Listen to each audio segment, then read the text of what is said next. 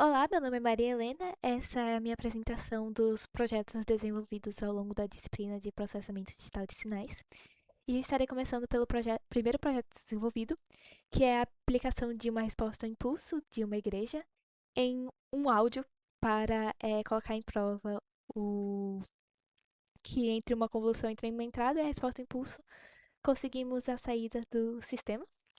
Então aqui eu importo o meu áudio de impulso para o MATLAB, eu salvo a frequência de amostragem dele, que será usada para amostrar a minha entrada. Então, utilizamos a mesma frequência de amostragem e salvo esse áudio num arquivo. Utilizo a própria função de convolução do MATLAB para fazer uma convolução entre minha entrada e minha resposta ao impulso. E salvo a resposta dessa convolução em um arquivo que iremos ouvir agora. Então, essa é a minha entrada gravada originalmente. Graças à convolução, parece que eu estou falando de dentro de uma igreja. E vamos ouvir agora a saída que deve se parecer como um áudio gravado dentro de uma igreja. Graças à convolução, parece que eu estou falando de dentro de uma igreja. Então, conseguimos colocar em prova que com a convolução conseguimos a saída. Com a resposta ao impulso e a convolução conseguimos a saída de um sistema. Aprendemos a utilizar a resposta ao impulso. Vamos passar para um problema um pouquinho mais avançado, que nesse caso vai ser fazer o design do nosso próprio filtro FR. A gente escolheu os parâmetros 8, que tem um ruído em 5,6 kHz e outro ruído em 5,9 kHz. Então, primeiramente, nós decidimos que queríamos fazer um filtro passa-faixa. O primeiro passo foi decidir a frequência de amostragem. Então, seguindo o teorema de Nast, como nossa maior frequência é 5,9 kHz, nós amostramos um pouco mais do que o dobro que isso, então foi uma frequência de amostragem de 12 kHz. Com base nessa amostragem, nós passamos todas as nossas frequências para uma faixa de 0 a π e traduzimos todas as nossas frequências, né? Então, o nosso filtro deveria ser menor que o nosso delta, de 0 a 0,1 π, que ele deveria ser por volta de 1, entre 0,05 π a 0,56 π. Esse início aqui da nossa faixa de passagem é uma frequência em que a voz já se dá presente. E desde o nosso primeiro ruído, nossa resposta ao impulso deve ser zero. Então, com base nisso, calculamos nossos deltas. E para fazer os cálculos, você escolhe o delta mínimo entre os dois, que nesse caso é 0,04 π. Outro valor importante também é a nossa atenuação. Como nós temos o valor de delta 2 passado nos parâmetros, usamos menos 20 log desse delta 2, que deu 25 dB, e essa será a nossa atenuação ao ser colocada nos cálculos da janela de Kaiser. Então aqui temos os procedimentos da própria janela de Kaiser, utilizando os valores que foram especificados. Decidimos, com base nas nossas aplicações do filtros, calculamos as nossas duas frequências de cortes. E com base nas nossas frequências de cortes, definimos a nossa resposta ao impulso desejada. E a nossa resposta ao impulso final vai ser a nossa resposta ao impulso desejada, deslocada, com base no nosso valor de m, que havia sido calculado, multiplicado pela nossa janela de Kaiser com os valores que foram especificados.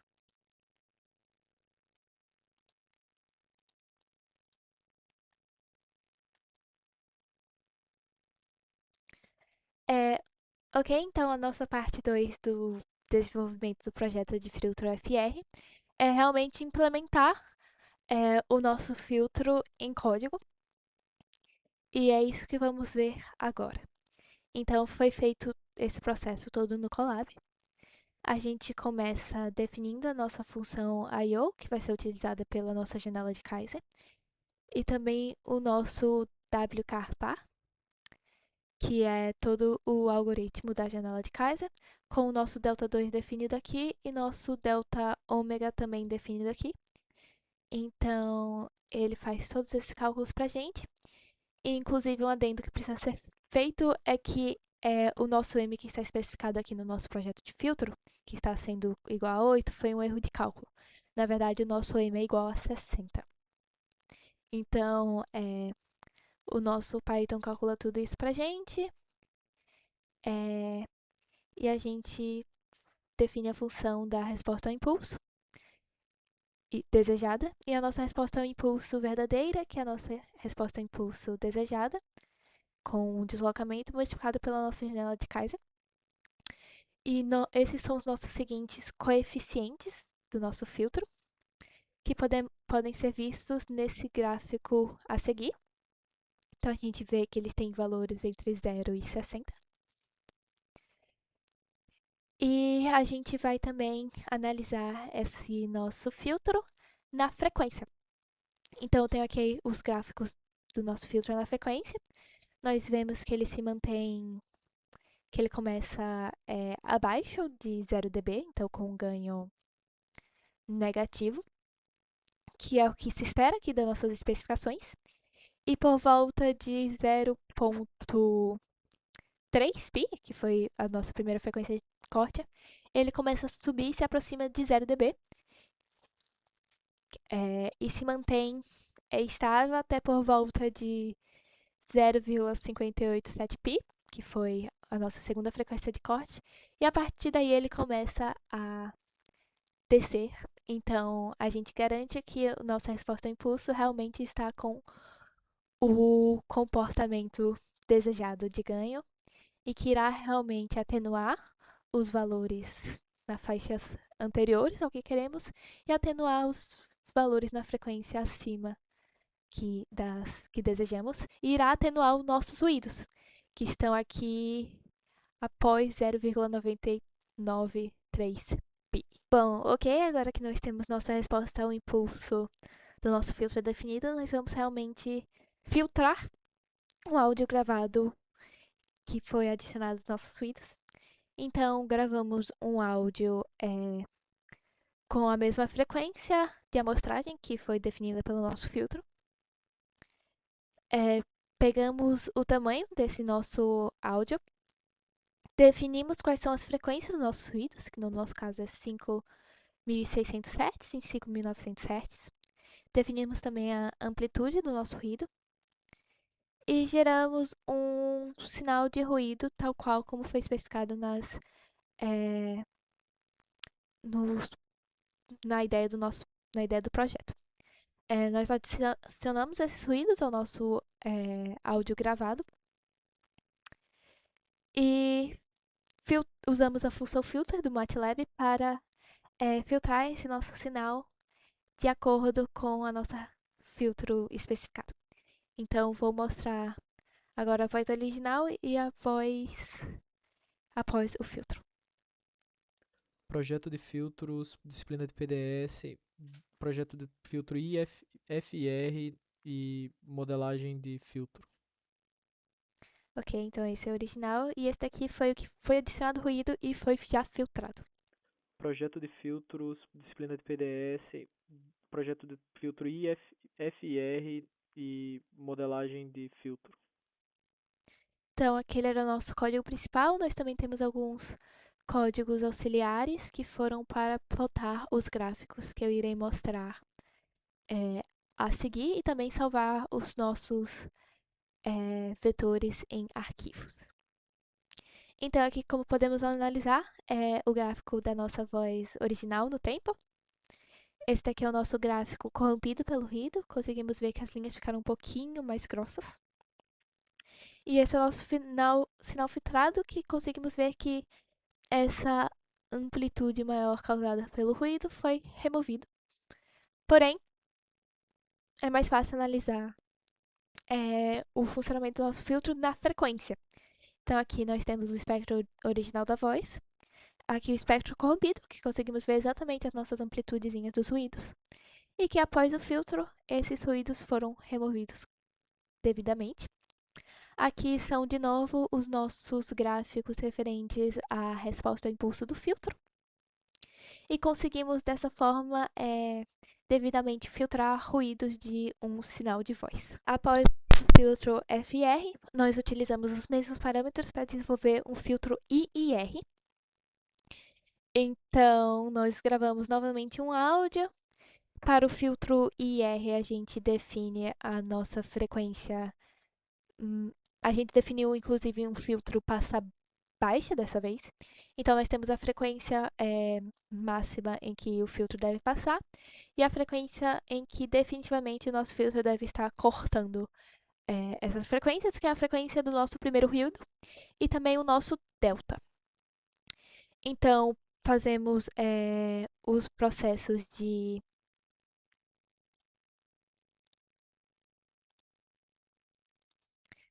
Então, o nosso processo de passar a frequência analógica para a frequência digital e definir os nossos ripples. Utilizamos a própria função de filtro Butterworth do MATLAB.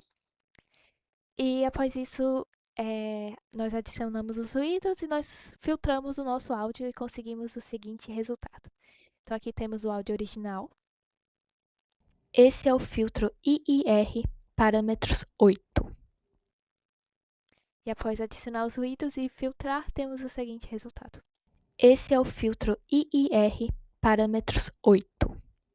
Bom, conseguimos também analisar o nosso filtro por meio do espectro da frequência. Então, temos aqui o nosso áudio original, nosso áudio com os ruídos, e nosso áudio após o filtro, que ainda é possível ver que tem aqui os nossos ruídos, mas eles foram muito bem atenuados. Nós temos aqui também a nossa resposta no tempo, que a corrida está um pouquinho mais grossa, e após o filtro ela voltou a ficar mais fina, que nem a voz original.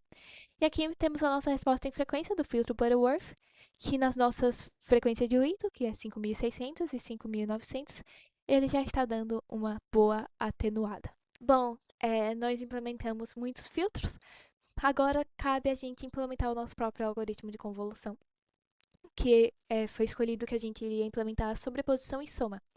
Então, aqui o nosso código começa fazendo toda a definição do comprimento do bloco, do tamanho do comprimento filtro, do tamanho do bloco. E nós entramos nesse loop aqui, que definimos quais são os índices desse nosso bloco.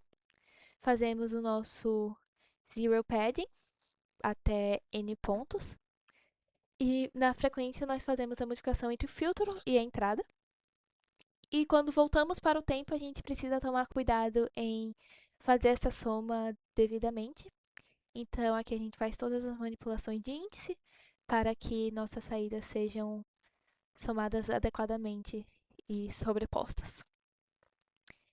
Então, nós definimos aqui esse nosso algoritmo e precisamos validar ele. Então, o primeiro passo foi criar dois sinais aleatórios, XDN e HDN, e comparar o resultado da nossa convolução do MATLAB e a nossa convolução do Overlap e Edge, que inclusive deu um erro baixíssimo e que podemos analisar aqui os nossos gráficos da entrada aleatória, da resposta ao impulso, da nossa saída de referência e nossa saída do nosso algoritmo, que deu basicamente iguais.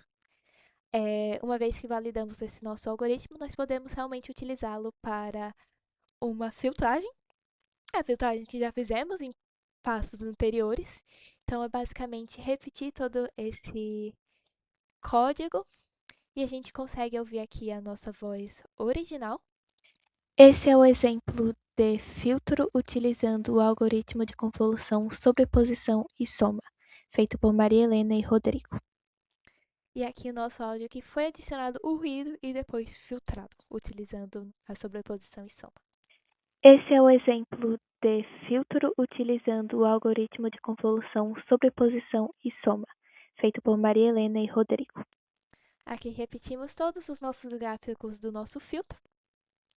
E aqui conseguimos analisar o nosso filtro, aqui a voz original, aqui a voz corrompida, que está um pouquinho mais grossa, e aqui o nosso filtrado no tempo. E aqui que conseguimos ver mais claramente no domínio da frequência os nossos ruídos. E após o filtro ficou tudo limpinho. Então, conseguimos devidamente implementar a nossa convolução pelo método de sobreposição e soma no nosso filtro com as especificações e os filtros que nós mesmos especificamos.